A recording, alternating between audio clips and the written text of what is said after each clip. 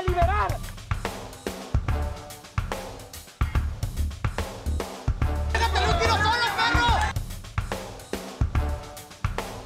We need strong borders.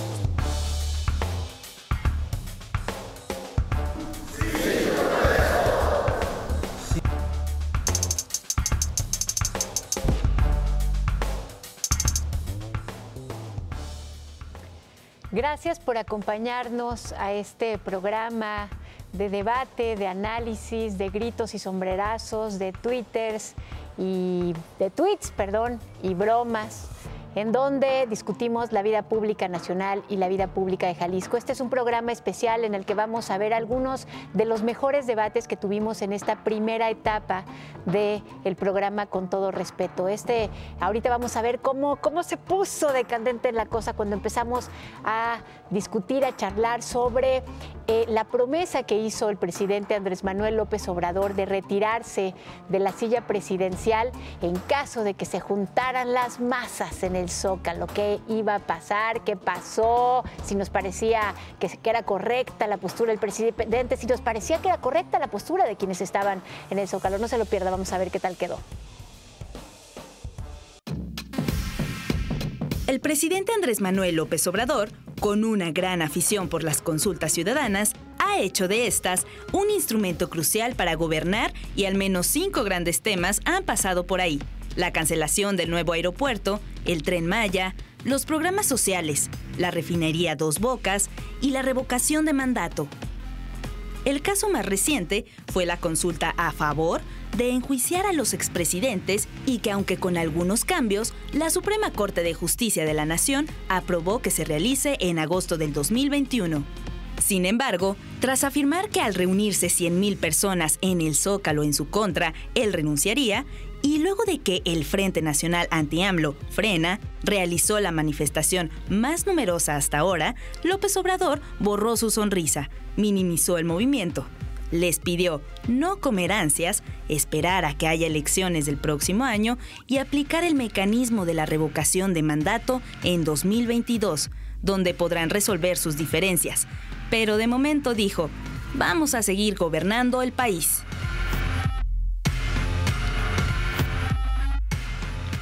Yo no sé si a ustedes les pasa, a mí sí, yo ya estoy un poco confundida con lo que significa en este país escuchar a la gente.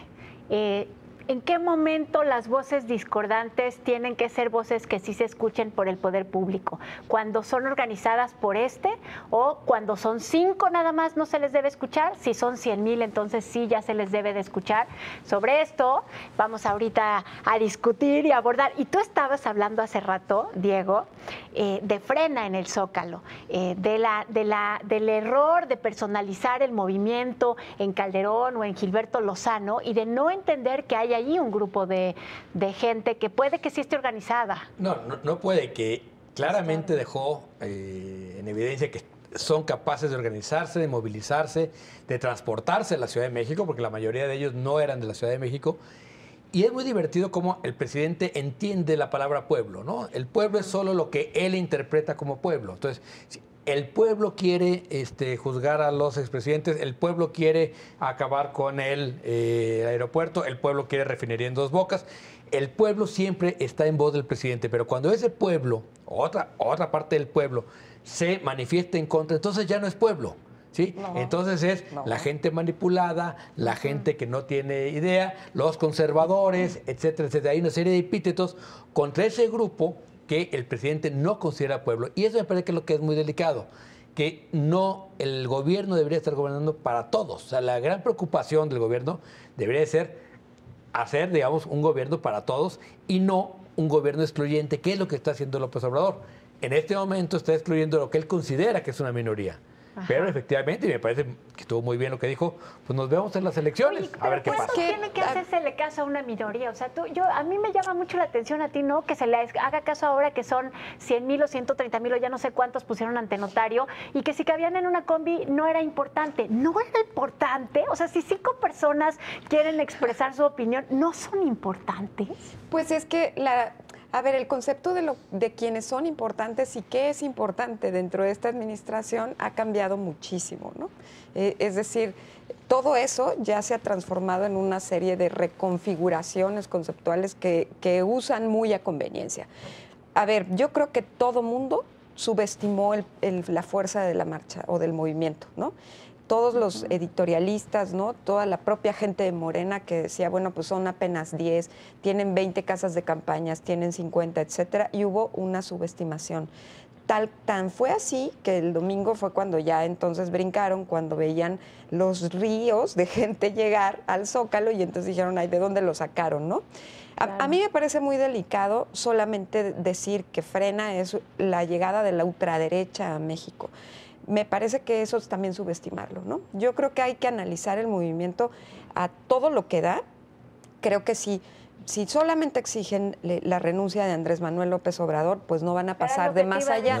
Pero todo lo que da, pero no tardan en formar agenda, no tardan en formar agenda. Yo creo que los de Frena, pese a lo pues imposible de lograr de su petición central, que es que López Obrador se vaya a su casa, creo que han de estar muy contentos, porque ya se habla de Frena en la máxima tribuna de este país, que es el púlpito presidencial de cada mañana. Andrés Manuel López Obrador le hace caer en este reto de, a ver, sáquenme 100,000 y yo me voy a mi casa. Pues sacar 100,000 es relativamente sencillo en la Ciudad de México. Creo que le van a sacar más de 100,000 y nunca se va a ir. Pero bueno. No, pero iban de todas partes del país. A ver, entonces bravuconeó, ¿verdad? Claro. A ver, Frena está contento porque ya llegó a la agenda del presidente. Con un presidente... O sea, estar en la mañanera es el nuevo mamá salí en la tele. Sí, claro, algo así, totalmente. No me mencionó. A ver, entonces, yo sí creo... La mañanera no existe. No, pero fuera de broma tienes razón. O sea, ya están en la agenda del gobierno federal. Cuando a Frena no la volteaban a ver nadie y decían, no, pues son de carro, pues andan marchando en el coche. Pero bueno, pues ya se bajaron del coche, ya llegaron al Zócalo poquitos, ya hay más gente en el Zócalo y ya son parte de la agenda del presidente. Oye, voy a evidenciar que soy población de riesgo COVID. Ajá. Pero ¿qué onda con eso? ¿Se acuerdan de las manifestaciones de 88 previas a la elección federal, donde salieron las primeras manifestaciones de panistas? Cuauhtémoc Cárdenas llenaba el Zócalo. No, pero aquí en Guadalajara, las mujeres panistas sobre todo, con manteles pintados, las pancartas estaban pintadas en manteles de plástico, y los periodistas se reían. ¿Y qué creen? 3 meses después le ganaron la elección, ¿no? Sí, claro. A la vuelta de la esquina le ganaron la elección. Entonces, no hay que subestimar este tipo de movimientos simplemente porque no son capaces de leerlos. Yo creo que lo que hemos visto es mucho más una incapacidad de lectura del movimiento, sobre todo, insisto, de parte de la prensa capitalina, ¿no? Y de los analistas de actores políticos de la Ciudad de México, porque allá no están acostumbrados. Allá van los piñeros, allá van otro tipo de manifestaciones. Estas las ven muy poco. Pero es lo que ha pasado en el norte del país desde los 80. Claro. Y ¿sabes qué? A mí me parece que, en todo caso, una manifestación de esta naturaleza está enviando un mensaje que me parece que tiene un mayor impacto entre la sociedad que incluso en el poder público. O sea, entre la gente que escuchaba que no había tal animadversión u oposición ciudadana desarticulada con una agenda rarísima, pero oposición ciudadana al actual presidente de la República. Entonces, de pronto ver que hoy sí había unos ahí, ¿no? A ver, Frena vino a llenar el vacío que dejaron los partidos políticos de oposición. Eso es gravísimo. Que no tenía, que nunca se constituyeron, como debe ser su obligación, creo yo, en un contrapeso de propuestas, de políticas de gobierno, de estar señalando los malos resultados de un gobierno.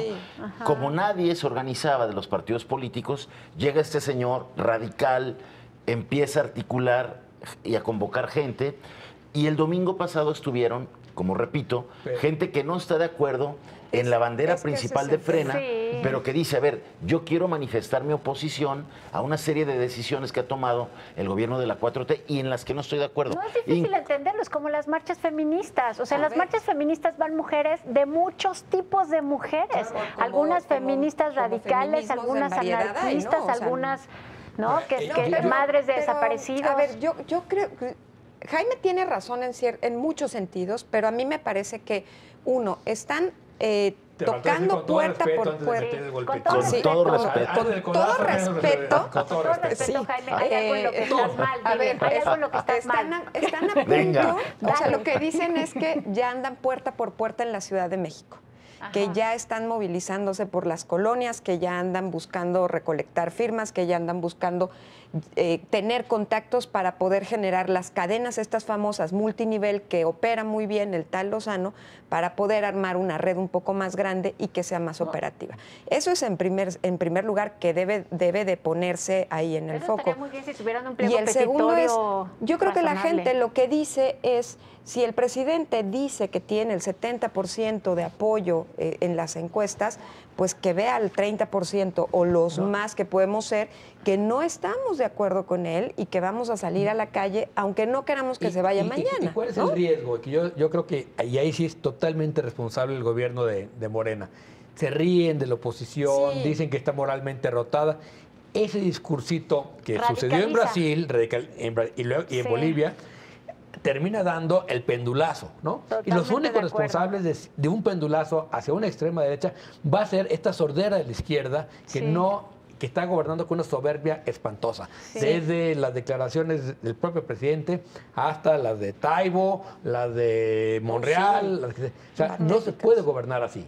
Oye, pero como Erika dijo que tú estabas mal, no lo digo así. Yo nomás dije que con todo respeto. Con todo respeto. Entonces ahora yo quiero recuperar lo que dijo Jaime. Jaime, en esta otra parte sí estás bien. En el poner sobre la mesa el tema de los partidos políticos. Es que es tristísimo que los partidos políticos estén dormidos, papando moscas, mientras que se están articulando muchas oposiciones. Ahorita estamos hablando de Frena, pero hay otras oposiciones de mujeres, de agricultores, de comerciantes, de empresarios.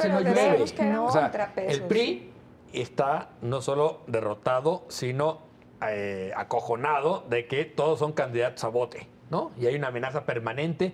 Yo creía que el PRI estaba trabajando con la actual administración. No, porque son exactamente, están trabajando porque necesitan colaborar, porque todos tienen miedo, son los que todavía tienen delitos, digamos, que pueden ser perseguibles. 4 y los demás están trabajando, colaborando y votando a favor de Morena todo. Aniquilado. Y el PAN absolutamente desarticulado con esta gran idea de los Calderón de hacer otro partido. Y lo que hicieron fue desarticular al partido de oposición de derecha. Pero por eso yo decía ¿de dónde charco se nos llueve? Que más de algún aspirante que para el próximo proceso electoral se va a acercar a los de Frena y los va a buscar para tener apoyo. Oye, yo decía ¿qué va a pasar con Frena? O sea, ¿cuál es el impacto que tiene en el tablero político, más allá de que nosotros reflexionamos sobre la necesidad del poder público de hacerle caso? O sea, ¿qué impacto puede tener? Y generan conciencia, pero ellos no van a canalizar el voto. Yo creo que Frena ganó el reflector. Eso. Ganó el reflector. Fueron los primeros en animar y salirse. Pero hay muchos, como ya lo mencionaba Sibel, hay muchas otras organizaciones que sin salir por debajo están haciendo trabajo de articulación de esfuerzos, articulando movimientos nacionales que en su momento van a salir. No sé si movimientos nacionales. Van a salir a buscar ganar, regional, o sea, sí, creo que regionales. Ganar espacios en la Cámara Federal para quitarle la mayoría a Morena. Espero que lo hayan disfrutado y espero que se hayan formado una opinión distinta. Vamos a un corte, quédense con nosotros.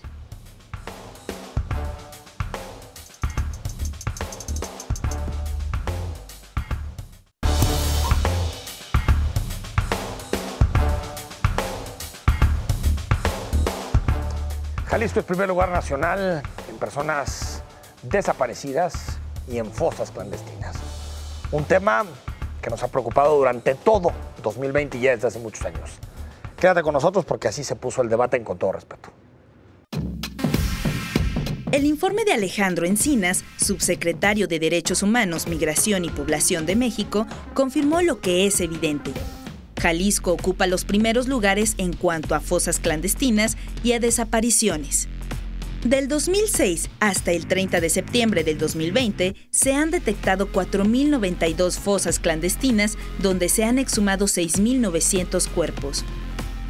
Ahí es cuando Jalisco aparece en el primer lugar en cuanto a números de cuerpos exhumados, con 897 cuerpos. Supera a Sinaloa, Chihuahua y Guerrero. El mayor número de personas desaparecidas y no localizadas del 1 de diciembre del 2018 al 30 de septiembre del 2020 se ubican en 10 estados y Jalisco aparece en la lista junto a entidades como Guanajuato, Tamaulipas, Ciudad de México, Nuevo León, Sinaloa, Veracruz, Michoacán, Guerrero y Chihuahua. Recientemente Jalisco ha lanzado su comisión de búsqueda que comenzó trabajos en Tonila y la ruta a Manzanillo, donde se calcula la desaparición de 4 jóvenes vecinos del municipio jalisciense, pero más de 60 personas en 4 municipios de la región. Esta misma comisión ya tuvo de regreso a Guadalajara un enfrentamiento con sujetos que tenían a varias personas privadas de la libertad en Zapotlanejo.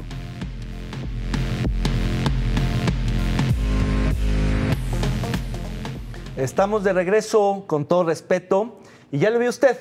Cifras, datos, posiciones muy penosas, muy dolorosas para Jalisco y para el país en temas de desapariciones, de fosas, de restos humanos y personas encontradas en estas fosas. Bueno, vamos a comenzar este tercer bloque, un poco hablando de un tema que es difícil de abordar por lo doloroso que es para muchas personas, pero que es inevitable.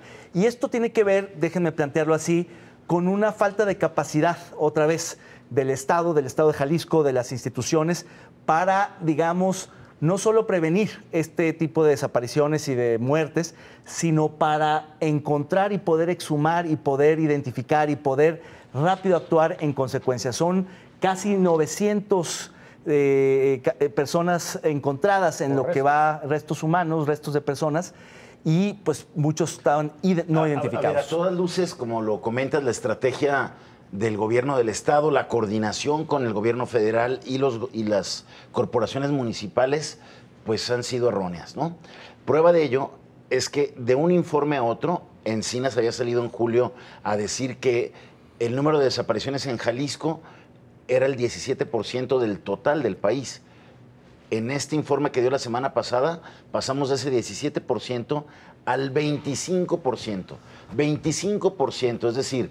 imposible, una cuarta parte de las... Una cuarta parte de las desapariciones que se dan en el país ocurren en Jalisco del 1 de diciembre del 2018 al 30 de septiembre del 2020. A ver, o sea, no más, 25% en Jalisco no es imposible. A ver, nada más.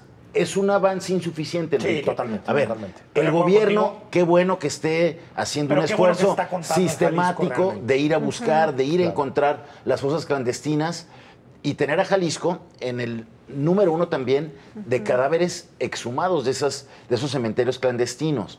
Pero eso es insuficiente. Sí. Yo creo que el gobierno tiene que afinar estrategias para, además de encontrar muertos, buscar a los desaparecidos, evitar que esas desapariciones se sigan dando. Y más aún, porque en los meses de pandemia, el problema de los desaparecidos creció en Jalisco. A ver, y aquí un asunto que tiene que ver con la... A ver, al final Jalisco está inmerso y aquí es territorio del cártel y uno de los cárteles más importantes del mundo. Del mundo. Del mundo. O sea, el cártel Jalisco Nueva Generación. Del mundo. Y que se ha expandido a Guanajuato, Colima, a la Ciudad de México, al Estado de México, hasta San Luis Potosí. Es decir, es un cártel de unas dimensiones impresionantes. Y estos datos son en gran medida pues, espejo de eso. Claro. Espejo de lo que ha sido y la capacidad de fuego que tiene el cártel Jalisco Nueva Generación. Y solo señalar que sí creo que de parte del gobierno del Estado hay un compromiso con este tema, al menos de no esconderlo, pero que la inversión económica sigue siendo irrisoria. O sea, para el problema que tenemos... El problema no hay.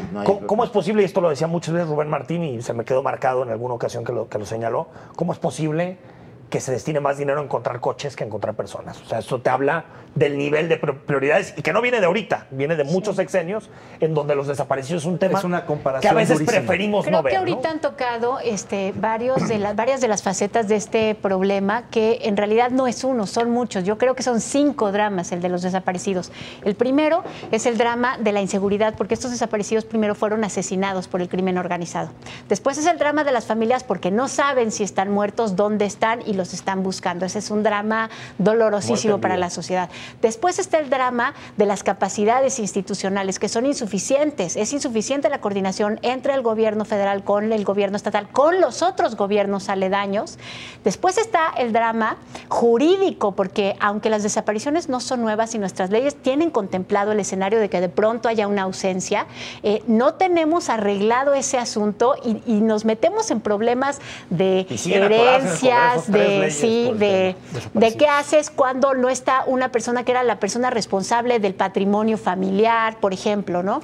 Y por último está el drama de la normalización. Qué bueno que estamos tocando este tema aquí, porque de pronto es como, pues ya, es que hay muchos desaparecidos, cada vez hay más, y pues ya qué más hacemos, ¿no? Pues por lo menos hay que estar hablando de eso todo el tiempo. Me gustaría volver al tema que planteabas, Enrique, de la falta, y Jaime, de la falta de inversión, de gasto público en el tema. Me parece que lo que no se refleja en el presupuesto no importa que esté en el discurso o en la retórica de las políticas. Tiene que haber mucha más inversión para el tamaño del problema que es. Y claro, es mucho más difícil de pronto modificar el presupuesto y reasignar lo que se requiere para esto de un año a otro, aunque sí debería de poderse ver de un sexenio a otro. Me parece que el Jalisco, con estos malos números que presenta, que es reflejo de ser cuna y sede de este cártel, pues sí tendría que entonces, por tanto, también ser escudo y no solo espejo de ser sede de ese cártel y, por tanto, meterle mucho más que otros estados. Con dinámicas y esa es la parte que falta, ¿no? Regionales muy específicas, porque en el caso de los hombres, tiene mucho que ver, los hombres que desaparecen, tiene mucho que ver con la pelea entre cárteles. A ver, nada más. Y entre mujeres, tiene que ver sobre todo con trata de blancas, que ha crecido en Jalisco de forma tremenda. Nada más, para las autoridades. De blancas también. A ver, para la autoridad y para el gobierno es una obligación que las ciudades no se conviertan en arenas de batalla de los cárteles. Sí. O sea, eso lo tienen que evitar. Ahora, yo sumaría, Ibabela, a estos 5 componentes que enlistaste del fenómeno, otro que se empezó a dar en Jalisco como una nueva expresión delincuencial, que fue todas estas mal llamadas casas de seguridad que les decía. Que eran en realidad casas del terror, casas de la muerte, que empezamos a saber de ellas en el 2018, que irrumpieron como un fenómeno que las autoridades no supieron seguir, no supieron investigar, no supieron desmantelar. Quizá, Jaime, porque quizá la gente no recuerda que hay una diferencia grande entre las fosas que están en el campo abierto y la gente que está enterrada en el cemento de una casa. Esas casas del terror empezaron a darse, y ustedes lo recordarán, en las periferias de la ciudad. Sí, y cada vez se fueron acercando más al centro de la ciudad. Sí. Había casas en Analco, había casas... en la estancia. En la estancia, en fin. A ver, ¿qué pasó con la autoridad? ¿Qué pasó con los que patrullaban esas zonas? ¿Qué pasó con los que detenían? O con los pocos que detenían. ¿Por qué del 18 acá se dejó crecer ese tema? Y en el último informe de Encinas, Jalisco también entró a la lista de 5 estados en los que más también se hallan estas casas del terror, donde muchas veces coincide que están estas fosas clandestinas. Oye, pero esa pregunta, perdón, David, solo una rápido, a esa pregunta yo le añadiría, ¿por qué es que sale más barato? ¿Por qué sale más barato matar a alguien en una casa privada y desaparecerlo allí? ¿Por qué? ¿Por qué se volvió tan barato? Pues porque justamente no hay un reclamo, no hay un costo social, no hay un castigo, hay impunidad. A mí el otro tema que me parece importante, digamos, esclarecer es que no es una responsabilidad solamente del Ejecutivo, porque siempre pensamos en la Fiscalía, en las policías. No, también es de los otros poderes, del Judicial, en la impartición de justicia y del Legislativo, en la expedición de leyes. Ahí está la ley de desaparecidos que sigue sin salir. La gran deuda de esta legislatura frente al, digamos, fenómeno social más triste y más duro que estamos enfrentando como jaliscienses. Sí, sin duda el Poder Judicial tiene su parte en el tema, como en toda la crisis de seguridad. Pocos expedientes se desahogan, está ahí un rezago terrible. Los pocos que detienen y que procesan están ahí también sin tener un juicio que se les termine, y eso desde luego agrava la impunidad, y ante tanta impunidad pues se sigue desapareciendo, se sigue torturando, se sigue matando en estas casas del terror. Ahora, yo sí creo que hay un asunto que también tiene que ver de fondo, que es el modelo policial. Las policías municipales no pueden con este problema. No pueden. Lo rebasan. Están totalmente rebasadas. Yo creo que en y la estatal casos, que sería... yo creo que en muchos casos hay complicidad. Yo creo que el Estado mexicano no puede. O por pero comisión, con 2.500 policías. O por complicidad por corruptelas, ¿verdad? Y sí creo que en el sexenio pasado en el sexenio de Aristóteles, no se querían encontrar las fosas. Sí lo creo. Sí. O sea, que se dejaban de buscar. ¿Para qué? Solo sube el nivel de personas encontradas, empezamos a entrar en estos rankings y se decidió no investigar. Y en los últimos 2 años de la Fiscalía casi no se encontraban fosas. Y por eso es que sí son 2 dramas diferentes, porque, o sea, el primer drama es el drama del asesinato y el crimen organizado. Y ese parece que le interesa, o sea, ese siempre ha sido más... Voy a utilizar una palabra porque no encuentro otra, pero ustedes me ayudan, más atractivo para un estado policial. O sea, busco a los malos y veo quién mató a quién. Pero en cambio, un estado no dice, a mí me toca ver qué le pasó a todo este dolor social. Es como, se entiende de eso. Claro, eso a mí no me toca, ¿no? Sí. Y ahora sí empezaron, pero ahora tampoco tendríamos que nada más se fuera de por allí, porque entonces seríamos cada vez mejores para encontrar cada vez más cuerpos. Pero a mí me parece que hay un punto a favor del ejercicio de transparentar las cifras, de contar bien, de revelar la información. Es mejor decir la verdad, aunque sea dolorosa, y decir hay muchos más desaparecidos, porque efectivamente hay otros estados, hay otras autoridades que los ocultan, que los maquillan, que no mandan nada. Entonces digo, claro, esa es una realidad, y en el primer reporte que hizo Alejandro Encinas, secretario de Gobernación, reconoció, dijo, Jalisco ha subido, pero hay que reconocer que están haciendo un esfuerzo mucho más sistemático que otros estados para ir a buscar a los desaparecidos. Desgraciadamente, pues los encuentran muertos. La cosa es que los encontraran vivos o que no pasaran las desapariciones. Vamos a tener que evitar eso también. Exacto. Hasta aquí la discusión sobre desaparecidos, sobre fosas clandestinas en Jalisco. Quédate con nosotros, seguimos con más polémica y controversia.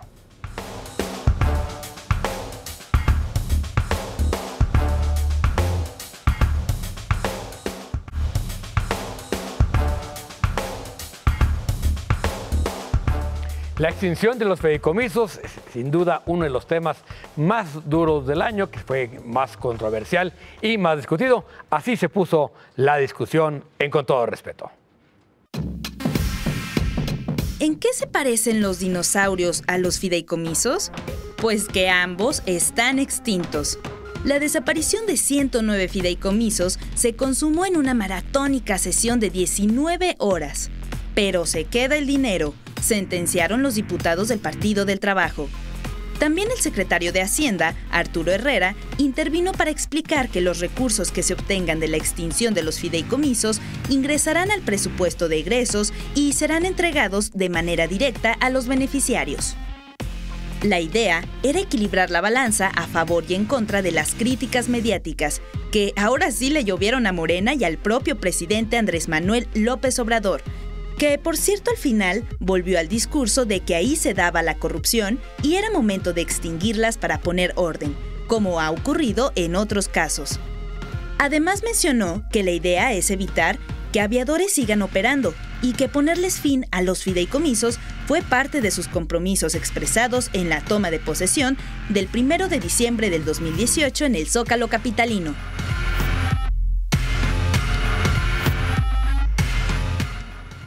Estamos de regreso en Con Todo Respeto para hablar de fideicomisos y, como bien lo decía la cápsula, los fideicomisos y los dinosaurios están extintos y el meteorito fue la bancada de Morena y el presidente de la República. Solamente para poner en contexto a los fideicomisos, hay que tomar en cuenta que se trata, los 109 fideicomisos van a permitirle al presidente obtener casi 80,000 millones de pesos, sí, casi que es el millones. 1% del presupuesto de egresos del próximo año y el 0.3% del PIB. Es decir, prácticamente nada de dinero para la situación que estamos enfrentando como país. En cambio, la devastación institucional de la desaparición de muchísimos fideicomisos importantísimos en ciencia, tecnología, artes, academia, desastres naturales, periodismo, víctimas ya de desaparecidos. La palabra, porque ya va a decir todos los fideicomisos. Y aquí no venía preparado, pero tengo los 109. Tengo los 109. No, oye, pero nada más hay una cosa. No todos los dinosaurios quedaron desaparecidos, ¿no? Quedan las lagartijas por allí y no son pequeñas, no son nada pequeñas. Está el fideicomiso del Tren Maya. Y hay 250 fideicomisos públicos más que no han sido tocados. Ahorita recuerdo. Está el de con los militares, claro. El fondo de salud y aduanas, sí. que es otro lugar donde el presidente ha dicho que hay bastante corrupción. Sí, Tampoco no, desaparecen aduanas. lo que me parece grave es que se haya metido en un solo saco a fideicomisos que claramente tenían que desaparecer. Había algunos sobredeudores que estaban desde hace 15 años, que ya esos deudores ya ni existían y el fideicomiso seguía allí. No, 15 años no, desde lo del Fobaproa. No. A ver, Isabel, es que efectivamente, como lo decíamos hace rato, había observaciones de la Auditoría Superior de la Federación a la operación de los fideicomisos que desde luego te hablaba de corruptelas. El tema es que aquí agarraron a rajatabla todos los fideicomisos, a estos 109, cuando había unos que funcionaban, que eran transparentes y que incluso... Y que eran vitales. Vitales para el funcionamiento de algunas instituciones. Incluso llegaban fondos internacionales. Sí. Eso se va a perder, que era una aportación privada de fundaciones internacionales que ayudaban a proyectos personales, que había organismos que albergaban artistas, a creadores, a científicos. Claro. Creo que haber hecho eso con el argumento ya desgastado del combate anticorrupción de la 4T es totalmente insuficiente. Sí, eran muy corruptos. Pero déjenme poner un ejemplo, porque así como quienes estuvieron a favor de desaparecer los fideicomisos decían, es que hay mucha corrupción, y no nos ponían exactamente aquí está la corrupción y estos son los millones que no sabemos a dónde fueron a parar, y no nos lo dijeron ni en el dictamen ni en ningún lado. Pero hay estudios hechos, sí, sobre el tema. Claro, como por ejemplo el de Fundar, que tampoco dice, hecho. Este es el fideicomiso y estos son los millones. Un caso que es el de periodistas y de derechos y defensores de derechos humanos, donde hay subejercicios, no hay órganos técnicos, o sea, una corrupción por todos lados. O sea, bueno, tienes razón. Una cosa es, pero quiero poner el ejemplo del que sí funciona, porque en el dictamen no pusieron ninguno. Dijeron, hay mucha corrupción y estos son los 109 que vamos a desaparecer. Y ni siquiera citaron el estudio de Fundar. Pero, por ejemplo, el del CID, no, por ejemplo, el del Colegio de la Frontera Norte, que lo tengo bien estudiado. El Colegio de la Frontera Norte es el colegio que hace todas las encuestas que tenemos en el país sobre flujos migratorios. Es el insumo oficial de la Secretaría de Gobernación, del gobierno norteamericano y de las instancias internacionales relacionadas con migración. Esa encuesta, esa en específico, es muy cara y la hace cada año con el fideicomiso que tenía. Con el dinero que le llegaba por el fideicomiso al Colegio de la Frontera Norte.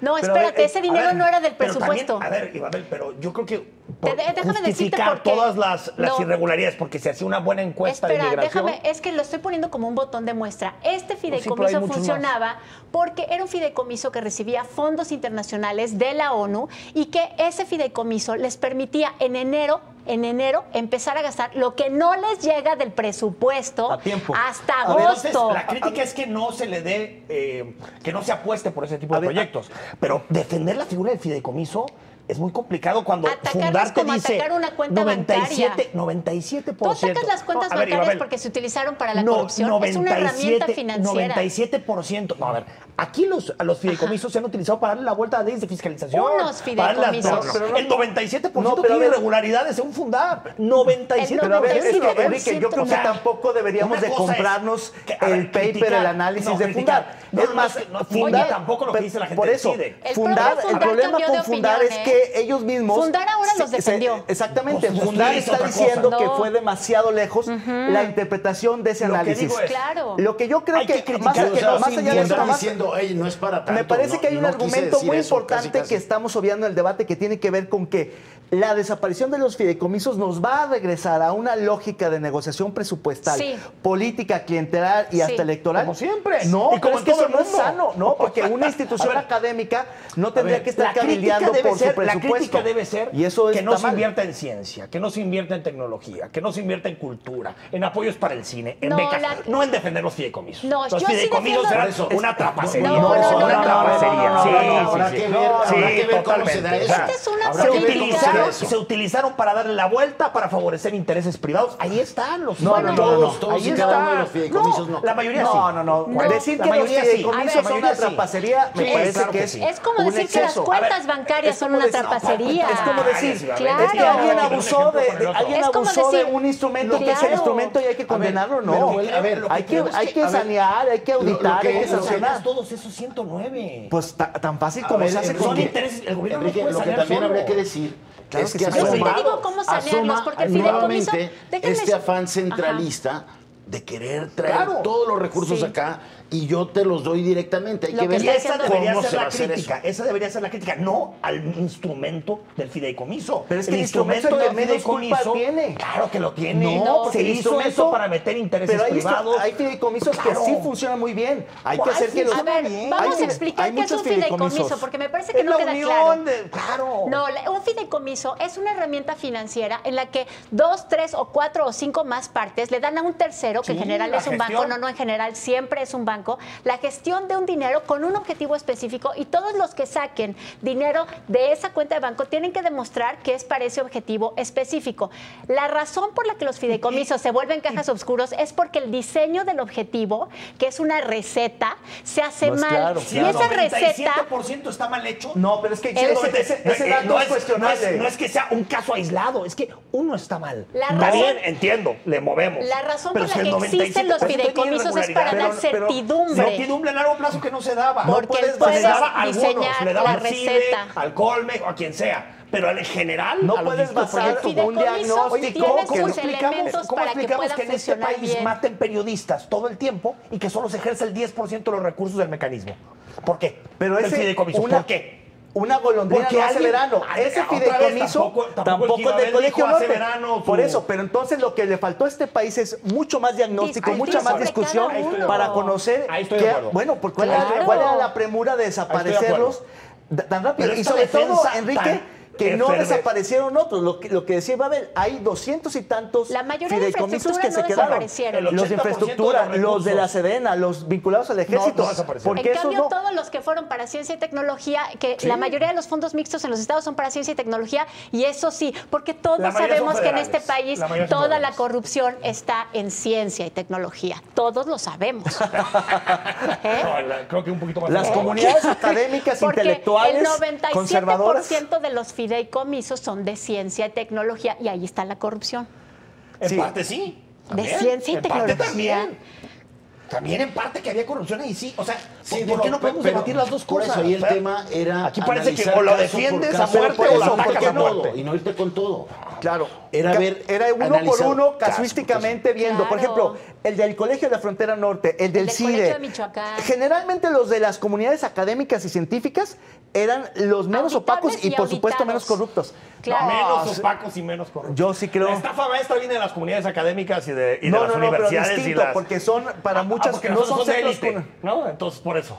Pero ¿te parece que es corrupto el CIDE y el No, pero colegio? creo que se ha hecho corrupción, sí. ¿En el no CIDE? creo que la institución. ¿En el CIDE? Creo que muchos de esos fideicomisos ¿Crees? tienen Porque- irregularidades muy digo, claras. Hay Yo digo que señalamientos hay que de la desaparecer los Auditoría colegios Superior de la académicos Federación. porque claramente hay corrupción. A ver, Ibabel, la Auditoría Superior Es que de la estás Federación llevando, lo ha señalado. estás Ha llevando dicho al que extremo la los argumentación, fide- Enrique. Lo que están llevando es que ustedes, porque Ajá. hay un fideicomiso que les parece adecuado, se No, tiene no, que no, mantener no, con una perdón, estructura perdón. opaca. Tú estás Claro. basando- Lo que queremos eh, decir es que se tiene que discutir fideicomiso por fideicomiso Claro. y que lo más grave fue que se hubiera metido en el Lo mismo que- saco Lo fideicomisos tiene que son haber vitales. Es más inversión del Estado en ciencia, tecnología a través Jaime, del no presupuesto. nos interrumpas. Como se hace en todos los países es lo del que mundo. habría que ver, eso es lo que habría que ver cómo queda y qué uso se le da a esos ¿Qué es ese? son Ese es el problema, 83,000 millones de Lo pesos. ¿no? ponía el Sol de México en su portada esta semana, 21% menos de ciencia, de inversión de ciencia. Eso es gravísimo. Eso es lo grave, sí. No, bueno, Lo es demás que no. es doblemente grave. Lo Yo demás son los Doblemente intereses de los grave. cuates. No, yo no intereses creo de que los cuates. yo no me Oigan, atrevería y a luego los juzgar fideicomisos a en los el dictamen. fideicomisos por un No, yo estudio de tampoco. fundar Yo sí. donde no, bueno, más que lo que tú estás diciendo. Yo Oigan, no veo pero nada cambiamos en porque- donde estén no, pasando yo lo Pero que ya digo nos es que atoramos debieron en de eso. haberse analizado. Ya nos atoramos en eso. Vamos a lo que ustedes estaban diciendo que tiene que ver con el destino de los recursos. En el dictamen se especificaba muy claramente que los destinos de algunos fideicomisos iban a ser manejados por ciertas instancias, como por ejemplo el de los periodistas, que va a pasar a la Secretaría de Gobernación. Bueno, ya y en estaba. cambio todos los de los académicos pasan en bolsa así. A la tesorería de la A la Federación, Secretaría de a Hacienda. fondo. Ajá. Ya quiero ver a cuando fondo no van a ser para el mismo fin, no se estableció en el O no se sabe, dictamen, tal vez sí. no se sabe, nadie Pero es que sabe. no puedes demoler un edificio sin ni siquiera tener los planos mínimos de construcción del nuevo edificio. Y dice con todo, digamos, yo creo que de buena fe el secretario de Hacienda, no se preocupen, no se pone en riesgo ni un solo peso, pero todo se va a un saco, a un fondo general, a la tesorería de la Federación, y de ahí vamos a ir sacando, nomás hagan fila, hagan sala de espera y vamos viendo y a quién le damos. Dice, o sea, si hay una ley que dice, en eso, o sea, tendríamos que decirlo, porque si hay una ley que dice que si un fideicomiso se extingue, sus recursos tienen que regresar a los que lo pusieron. Hasta aquí la discusión de lo que tiene que ver con los fideicomisos, pero quédese con nosotros, sigue más, con todo respeto.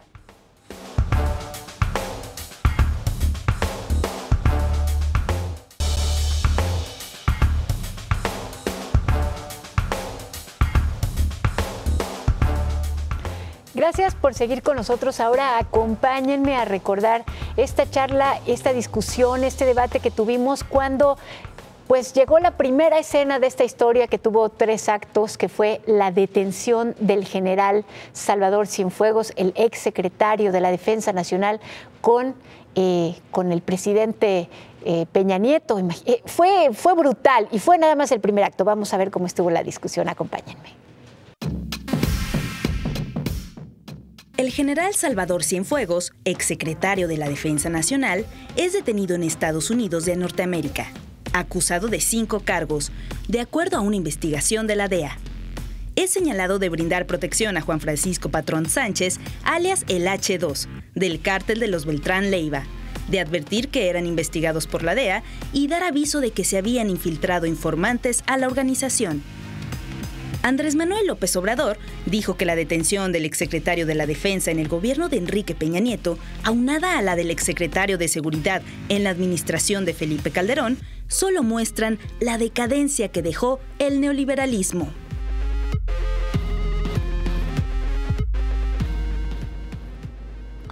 Bueno, sin duda la nota de la semana, la detención del exsecretario de la Defensa Nacional, general brigadier Salvador Cienfuegos, y que se suma a esta justicia mexicana que se hace cada vez más en los Estados Unidos. Aquí la pregunta es si esto afecta o beneficia a López Obrador, pero también si va a jugar esto en la elección estadounidense, que está a escasos 15 días ya de que se vaya a votar. ¿Cómo la ves, Ibabel? La veo... Primero, estoy en desacuerdo contigo porque dijiste que era la nota de la semana. ¿Cómo de la semana? Digo, esto es histórico. O sea, nos vamos a acordar dentro de 10 años que detuvieron al secretario de la Defensa. Yo ya no entiendo si es sarcasmo o ironía o si en realidad es el argumento. Es el argumento. No, es el argumento. ¿No estás de acuerdo en que es de una gravedad yo lo creo realmente, por eso. Sí. Es el fin de una época, yo también creo. No, un parteaguas, no, lo digo en serio, porque esto efectivamente marca Saquen su banderita cuando sea en serio. No, sí. Bajo protesta de decir verdad, me parece que sí es un fin de época del ejército, porque efectivamente haber detenido a un exsecretario general en Estados Unidos con todas las implicaciones. El militar más poderoso del país. No tiene nada que ver con el neoliberalismo. Gutiérrez Bollo, ¿qué me dicen? No, pero no es lo mismo. Y no era el secretario de la Era el zar antidrogas. Sí, pero no es lo mismo. No, este es el secretario de la Defensa, es el jefe de todo el ejército. Con una larga carrera, había sido muchas posiciones adentro. No, nada que ver, no. Ahora, lo que sí demuestra esto, y creo que también el caso de García Luna, es que en México, no diría narcoestado, pero algo cercano a narcoestado.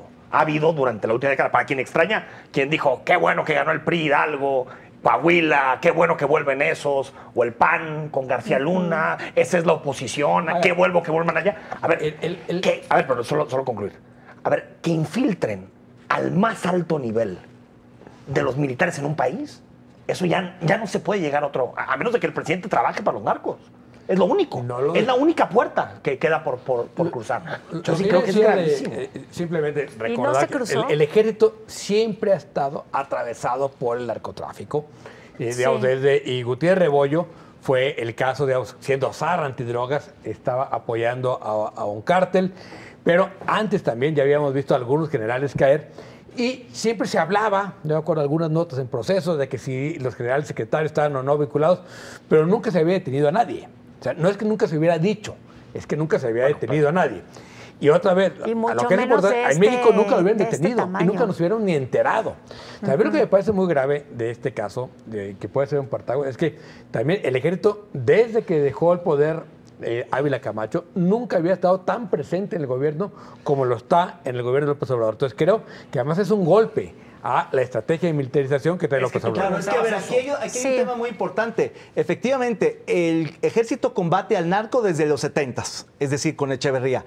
El golpe más duro hasta hace una semana había sido Gutiérrez Rebollo, pero el hecho de que haya sido en Estados Unidos a un general secretario, bueno, retirado, y además en un momento de militarización, como dices, es gravísimo porque eso le pega abajo de la línea de flotación al prestigio del ejército. Es decir, hay un punto de quiebre, y eso lo decía Aguilar Camín en su editorial de hoy, que rompe un pacto y que históricamente había sido más o menos estable, un pacto cívico-militar donde a los militares les dabas autonomía, presupuesto, impunidad, ciertos privilegios, clubes, un montón de cosas, a cambio de que no se metieran a hacer política y que tampoco se inmiscuyeran tanto en el narcotráfico.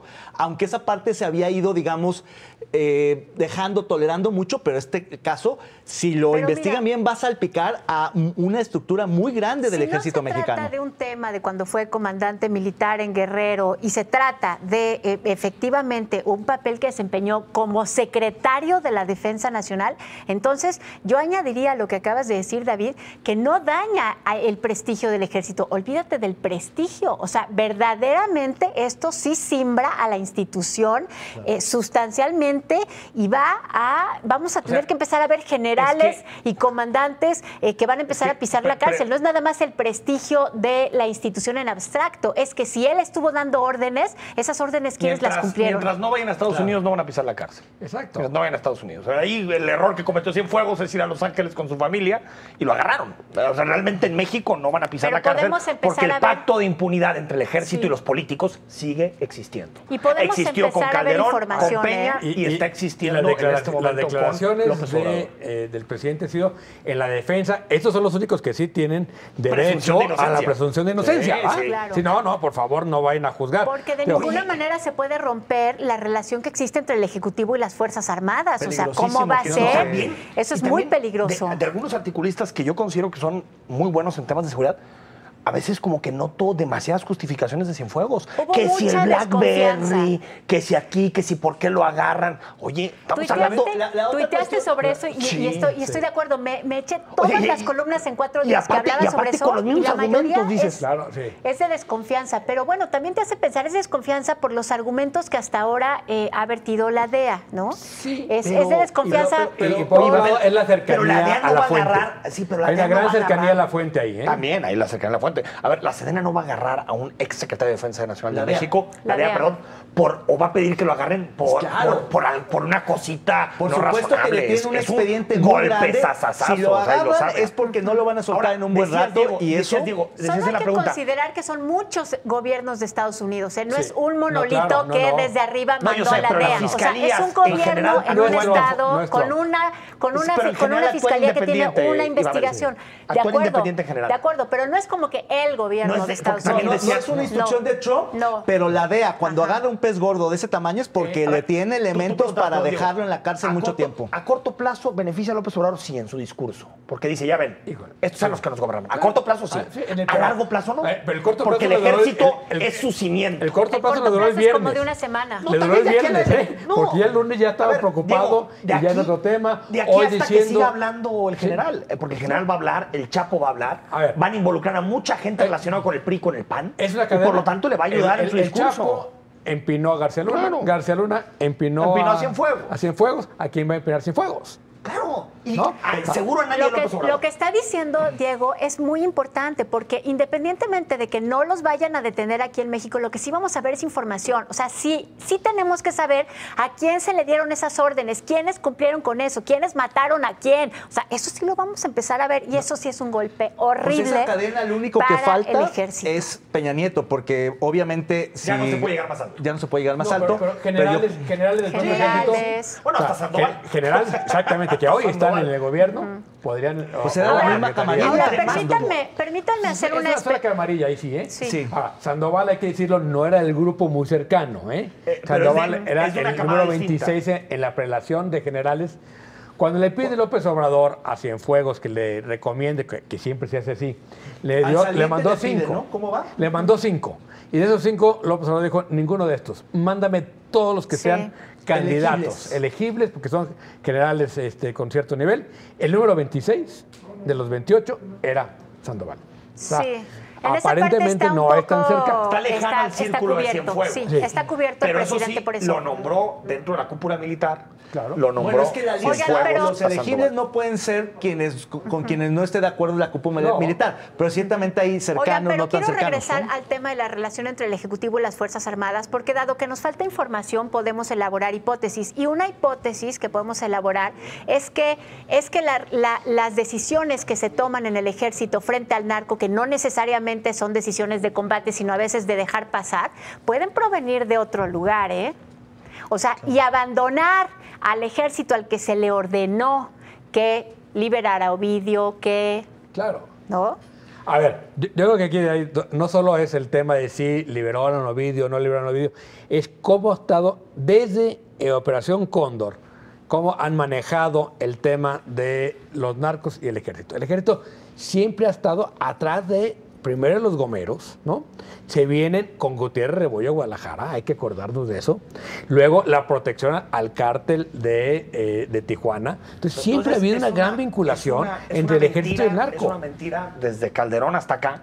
La idea de que los militares son más confiables que los policías. No. Ese es otro, no lo son. Punto. Los militares son igual de corruptos que los policías locales y estatales. No es de Calderón, es desde Echeverría. Entonces, esta idea de que nos recargamos en el ejército porque no podemos confiar en nadie más, pues... Pero es que lo más grave de eso es que no hay sustituto. O sea, después del ejército ya no queda nadie. El problema es que antes se decía, las policías son corruptas, las secretarías de seguridad son corruptas, está el ejército, hay que meter al ejército.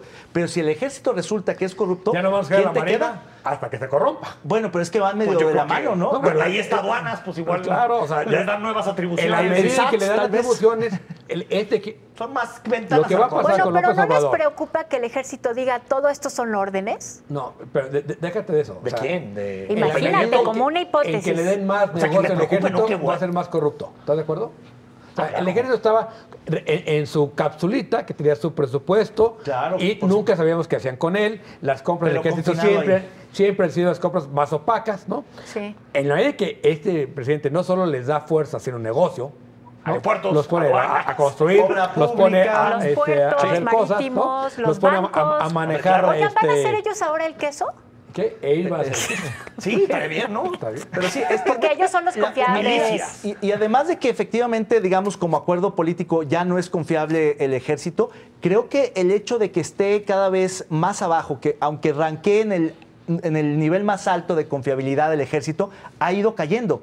Y eso también es peligroso porque la gente que creía mucho en el ejército, porque había esta imagen del ejército salvando familias de una inundación, el plan de N3, ahora pues los ves ahí con los narcos y esa es una imagen muy peligrosa que degrada la institución. Lo que sí es cierto es que esto sí genera una crisis al Estado mexicano. Yo creo que sí. O sea, el tema de que empiecen a hablar y que vinculen, yo creo que la única manera... Como hipótesis, porque no tenemos información. La única manera de que podamos pasar etapa es que se empiecen a señalar a los responsables políticos. Claro. Con esto llegamos al final de esta emisión especial. Espero que la hayan disfrutado tanto como disfrutamos nosotros discutir sobre la vida pública nacional y la vida pública en Jalisco.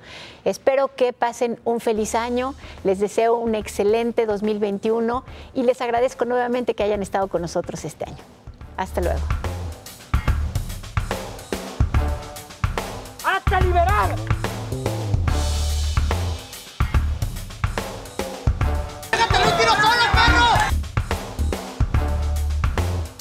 We need strong borders,